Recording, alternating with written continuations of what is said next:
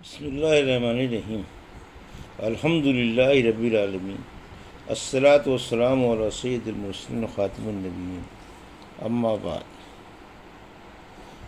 صحیح بخاری باب کتاب الاستسقاء، حدیث نمبر 1031، اردو ترجمہ۔ امام کا استسقاء میں دعا کے لیے ہاتھ اٹھانا۔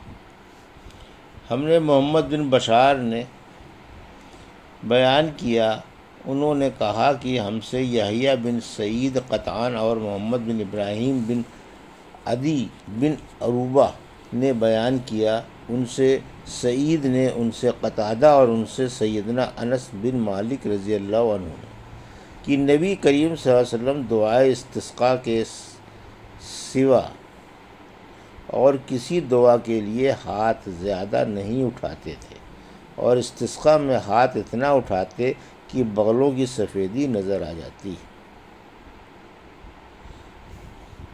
حدیث نمبر 1032، اردو ترجمہ۔ میں برستے وقت کیا کیا جائے؟ اور حضرت ابن عباس رضی اللہ عنہ نے سورہ بقرہ میں قصب کے لفظ صحیب سے میہ کے معنی لیے ہیں، اور دوسروں نے کہا ہے کہ صیب صاب یسوب سے مشتق ہے، اسی سے ہے اصحاب۔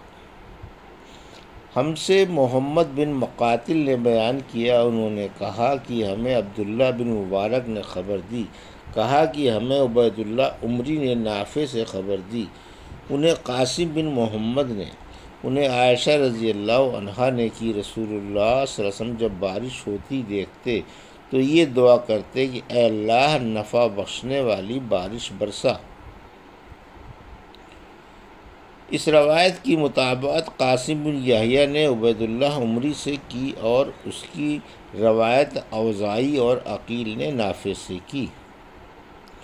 حدیث نمبر 1033، اس شخص کے بارے میں جو بارش میں قصداً اتنی دیر ٹھہرا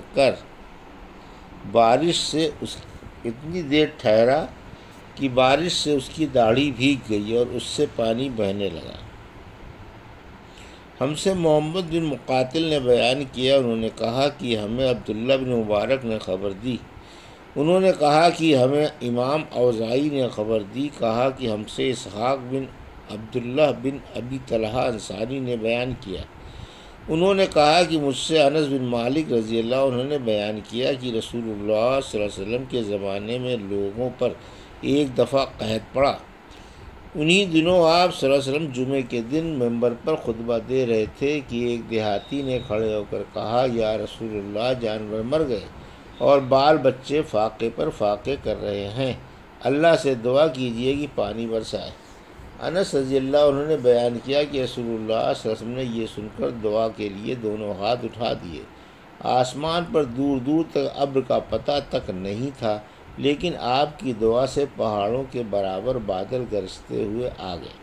ابھی حضور اکرم صلی اللہ علیہ وسلم ممبر سے اترتے بھی نہیں تھے کہ میں نے دیکھا کہ بارش کا پانی آپ کی داڑھی سے بہہ رہا ہے۔ انس رضی اللہ عنہ نے کہا کہ اس روز بارش دن بھر ہوتی رہی، دوسرے دن تیسرے دن بھی اور برابر اسی طرح ہوتی رہی۔ اس طرح دوسرا جمعہ آ گیا، پھر یہی بدوی یا کوئی دوسرا شخص کھڑا ہوا اور کہا، یا رسول اللہ کثرت باران سے عمارتیں گر گئیں اور جانور ڈوب گئے، ہمارے لیے اللہ تعالیٰ سے دعا کیجیے۔ چنانچہ رسول اللہ صلی اللہ علیہ وسلم نے پھر دونوں ہاتھ اٹھائے اور دعا کی کہ اے اللہ ہمارے اطراف میں برسا اور ہم پر نہ برسا۔ حضرت انس رضی اللہ عنہ نے کہا کہ حضور اکرم صلی اللہ علیہ وسلم اپنے ہاتھوں سے آسمان کی جس طرف بھی اشارہ کر دیتے ابر ادھر سے پھٹ جاتا۔ اب مدینہ حوض کی طرح بن چکا تھا، اور اسی کے بعد وادی قناتمہ کا نالہ 1 مہینے تک بہتا رہا۔ حضرت انس رضی اللہ عنہ نے بیان کیا کہ اس کے بعد مدینے کے ارد گرد سے جو بھی آیا اس نے خوب سیرابی کی خبر سنائی۔ حدیث نمبر 1034، اردو ترجمہ۔ جب ہوا چلتی، ہم سے سعید بن ابی مریم نے بیان کیا، انہوں نے کہا کہ ہمیں محمد بن جعفر نے خبر دی، انہوں نے کہا کہ مجھے حمید طویل نے خبر دی اور انہوں نے انس بن مالک رضی اللہ عنہ سے سنا۔ انہوں نے بیان کیا کہ جب تیز ہوا چلتی تو حضور اکرم صلی اللہ علیہ وسلم کے چہرے مبارک پر ڈر محسوس ہوتا تھا۔ حدیث نمبر 1035 اردو ترجمہ۔ نبی کریم صلی اللہ علیہ وسلم کا یہ فرمان کہ پروا ہوا کے ذریعے مجھے مدد پہنچائی گئی۔ ہم سے مسلم بن ابراہیم نے بیان کیا، کہا کہ ہم سے شعبہ نے حکم سے بیان کیا، ان سے مجاہد نے، ان سے حضرت عبداللہ بن عباس رضی اللہ عنہ نے کہ نبی کریم صلی اللہ علیہ وسلم نے فرمایا مجھے پروا ہوا کے ذریعے مدد پہنچائی گئی اور قوم عاد پچھوا کے ذریعے ہلاک کر دی گئی تھی۔ حدیث نمبر 1036 بھوچال اور قیامت کی نشانیوں کے بیان میں۔ ہم سے ابو الیمان حکم بن نافع نے بیان کیا، کہا کہ ہمیں شعیب نے خبر دی کہ ہم سے ابو زناد عبداللہ بن ذکوان نے بیان کیا، ان سے عبد الرحمن بن حرمزہ نے اور ان سے ابو ہریرہ رضی اللہ عنہ نے بیان کیا کہ نبی کریم صلی اللہ علیہ وسلم نے فرمایا قیامت اس وقت تک نہ آئے گی جب تک علم دین نہ اٹھ جائے گا اور زلزلوں کی کثرت نہ ہو جائے گی اور زمانہ جلد نہ گزرے گا اور فتنے فساد پھوٹ پڑیں گے اور حرج کی کثرت ہو جائے گی، اور حرج سے مراد قتل ہے، قتل، اور تمہارے درمیان دولت و مال کی اتنی کثرت ہوگی کہ وہ ابل پڑے گا۔ حدیث نمبر 1037 اردو ترجمہ۔ ہم سے محمد بن مسنہ نے بیان کیا، انہوں نے کہا کہ ہم سے حسین بن حسن نے بیان کیا، انہوں نے کہا کہ ہم سے عبداللہ بن عون نے بیان کیا، ان سے نافع نے بیان کیا، ان سے حضرت عبداللہ بن عمر رضی اللہ عنہ نے فرمایا کہ اے اللہ ہمارے شام اور یمن پر برکت فرما۔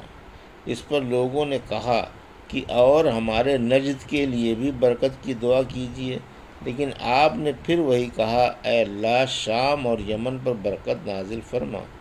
اس پر لوگوں نے کہا اور ہمارے نجد میں؟